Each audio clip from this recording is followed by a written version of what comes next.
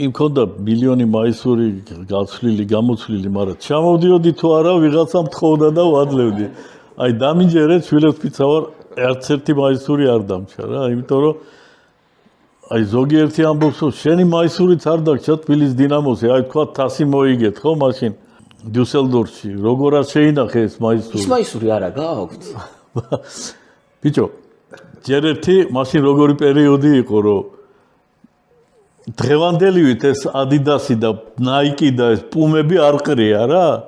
მაშინ იყო დათვლით. აი თბილისის დინამო, აი ეს მაისურები როგორც ლურჯები. ვიცოდით რომ არის 16 ცალი, მორჩა. იმის გაფლა, გამოსვლა, გამორიცხული იყო, იმიტომ რომ ეგ ვიღაცას რომ მისცე ჩათვალე რომ მთელი კომპლექტი დაისლებოდა და ვერ ითამაშებდი ვერასდროს უკვე იმ კომპლექტში რა. ამიტომ მაგის ფუფუნება ჩვენ არ ქონდა რომ აი გავცვალე და გამოცვალე და ესე შემდეგ რა. და ის მაისური მე ისე 91 წლის 13 მაისური მაგაზე მაქვს ლაპარაკი. და აღარ გაქვს. არა.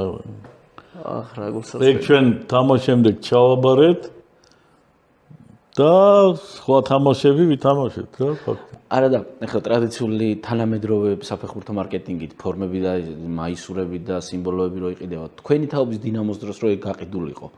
ხალხს მაშინ საშუალება იქნებოდა ყიდვის. ძალიან დიდი ფინანსური რესურსი იქნებოდა დინამოში მოზიდული.